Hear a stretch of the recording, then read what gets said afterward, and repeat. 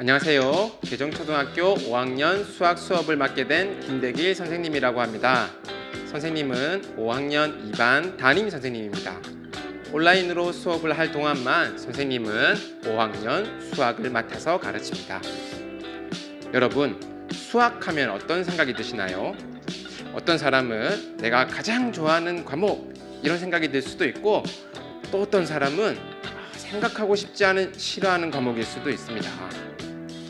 처음에는 조금 어려울 수 있지만 끝까지 포기하지 않고 차근차근 수학 공부를 해 나간다면 어느샌가 수학에 자신감도 붙고 즐겁게 수학 공부를 하는 날이 올 겁니다. 선생님이 중요하게 생각하는 수학 공부의 방법은 3가지입니다. 첫 번째, 수업 시간에는 집중하자. 선생님은 어릴 적에 수학 공부를 할 때면 일부러 책상을 전부 다 치웠습니다. 왜냐하면 집중해서 공부하는 30분이 어수선하게 공부하는 3시간보다 더 효과적이기 때문입니다. 둘째로는 생활 속에서 수학을 찾아보자입니다. 선생님은 2 아들의 아빠인데요. 5살이 된 첫째 아들이 꽃을 정말 좋아합니다. 첫째 아들이 꽃가지가 이렇게 2갈래로 갈라진 것을 보면서 늘 "아빠, 여기 세모가 있어요." 이렇게 이야기를 합니다. 수학을 나의 생활에서 발견해 나가고 써먹는 것, 그게 수학 공부의 2번째 방법입니다. 그리고 마지막으로는 매일 조금이라도 꾸준히 하는 것입니다. 지금 여러분이 수학을 얼마나 잘하건 매일매일 조금이라도 나는 수학적으로 성장하고 있다는 것이 중요한 것입니다. 지금 선생님을 따라 말해보고 글로 써보세요. 나는 매일 수학적으로 조금씩 성장하고 있다. 나는 매일 수학적으로 조금씩 성장하고 있다. 여러분은 분명히 매일 성장하고 있습니다. 당장의 큰 변화가 보이지 않더라도 힘내는 여러분이 되기를 응원합니다.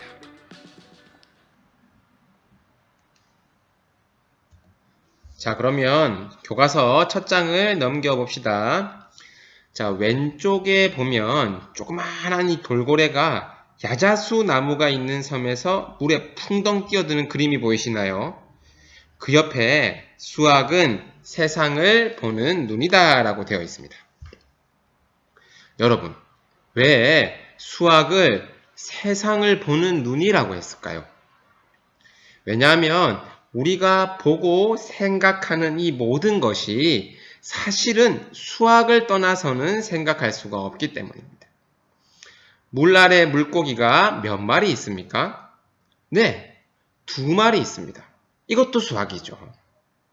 물고기의 눈은 어떤 모양입니까? 자세히 볼까요? 그렇죠. 동그라미 원 모양입니다. 이것도 수학이죠. 이렇게 세상의 작은 부분을 나타낸 그림에서도 우리는 수학을 통해서 세상을 보고 있는 거예요. 수학이 좀 멋진 것 같다는 생각이 들지 않습니까? 자, 그러면 한 장을 더 넘어가 봅시다.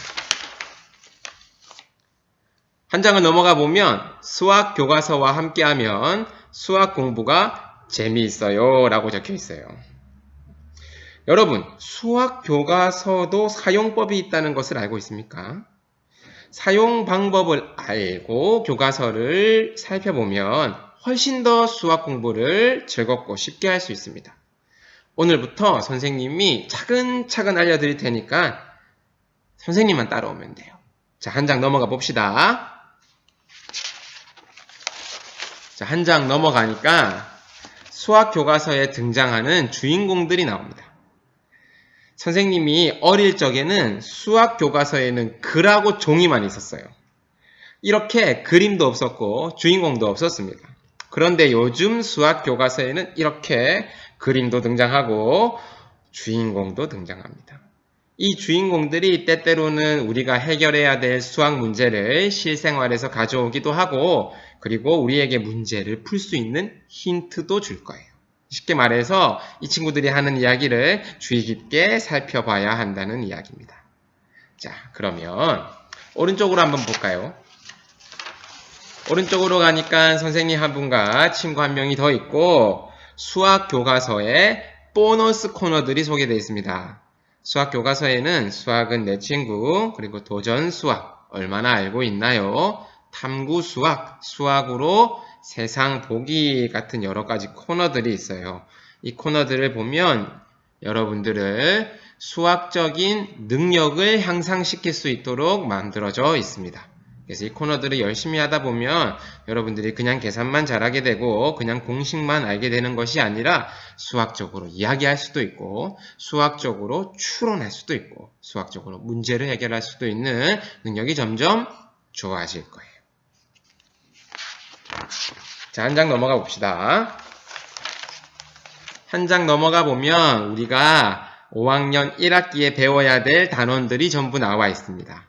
단원의 제목을 한번 같이 살펴볼까요? 수학은 내 친구, 오늘 한번 같이 배워볼 겁니다. 그리고 자연수의 혼합 계산, 약수와 배수, 규칙과 대응, 약분과 통분, 분수의 덧셈과 뺄셈, 다각형의 둘레와 넓이, 그리고 수학으로 세상 보기까지 마치면 한 학기의 수학 공부가 끝이 납니다. 여러분들이 이걸 살펴보시면 알겠지만 이 수학 교과서는 굉장히 균형 있게 짜져 있어요. 계산하기도 있고 규칙을 아는 것도 있고 도형을 배울 수도 있습니다. 그래서 수학 교과서를 선생님과 같이 꾸준히 공부를 하다 보면 수학적인 지식과 능력이 골고루 업그레이드가 된다고 생각하실 수 있을 거예요. 자, 그러면 한 장 넘겨서 오늘 배워볼 수학을 내 친구를 한번 같이 풀어보도록 하겠습니다. 여러분, 수학은 내 친구라고 하는데 진짜 내 친구 맞아? 다른 사람 친구 아니야? 이런 생각 들지 않습니까? 여러분, 그러면 선생님이 물어보고 싶은 게 있어요. 진정한 친구는 무엇일까요? 자, 한번 떠올려 보세요. 10초를 줄 테니까 여러분들이 진정한 친구가 무엇인지 한번 떠올려 보는 겁니다. 10, 9, 8, 7, 6, 5, 4, 3, 2, 1.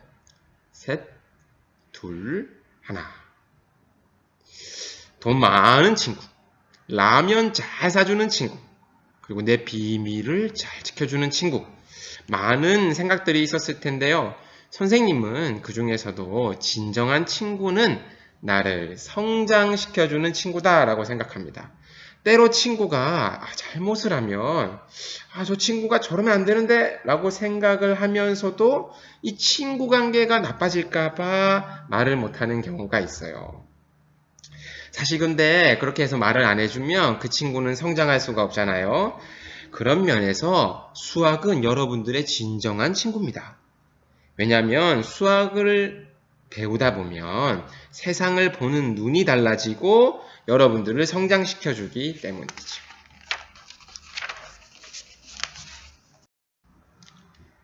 자, 본격적인 수업 전에 잠깐 기분 전환을 할 수 있도록 책상춤 하나 추고 가겠습니다. 춤은 원래 쉬었다. 한디스쿨. 네모난 침대에서 일어나 눈을 떠보면 네모난 창문으로 보이는 똑같은 풍경. 네모난 문을 열고 네모난 테이블에 앉아 네모난 조간신문 본 뒤 네모난 책가방에 네모난 책들을 넣고 네모난 버스를 타고 네모난 건물 지나 네모난 학교에 들어서면 또 네모난 교실 네모난 칠판과 책상들 네모난 오디오 네모난 컴퓨터 TV 네모난 달력에 그려진 똑같은 하루를 의식도 못한 채로 그냥 숨만 쉬고 있는 걸 둘러보면 모두 네모난 것들 뿐인데 우린 언제나 듣지 잘난 어른의 멋진 말세 세상이 둥글게 살아야 해 지구본을 보면 우리 사는 집은 둥근데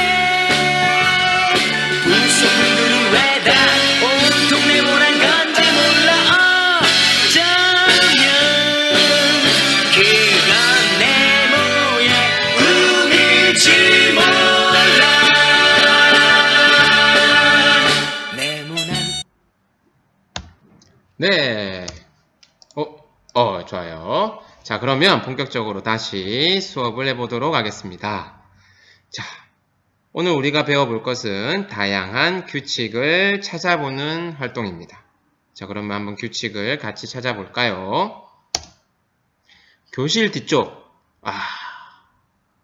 교실 뒤쪽 그리우시죠? 자, 그래도 이렇게라도 교실 뒤쪽을 상상하면서 우리 같이 공부를 해 나가도록 하겠습니다. 지금 아마 선생님 입모양이랑 또 이게 좀 안 맞는 것 같은데 그 부분은 선생님이 고칠 수 있도록 다음 시간에는 좀 고칠 수 있도록 연구를 해볼 생각입니다. 자, 보면 교실 뒤쪽에 이 담장 모양 그림이 있어요. 이 그림에도 규칙이 숨겨져 있습니다. 어떤 규칙이 숨겨져 있는지 1분 동안 생각해서 교과서에 적어보도록 하세요.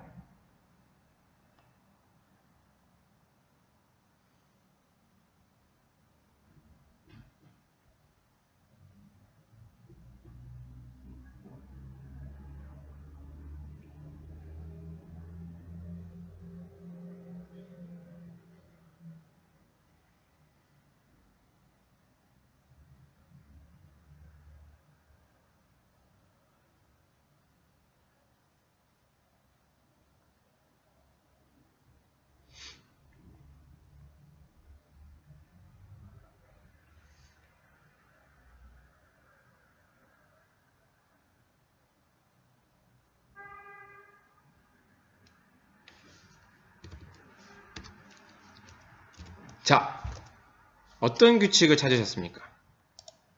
그렇죠. 빨간색이 한 번 나오고 파란색 담장이 2번 나온다는 규칙이 있습니다. 자, 그러면 이번에는 사물함에도 규칙이 있을 거예요. 사물함에 있는 규칙을 찾아서 1분 동안 교과서에 적어보는 겁니다. 시작!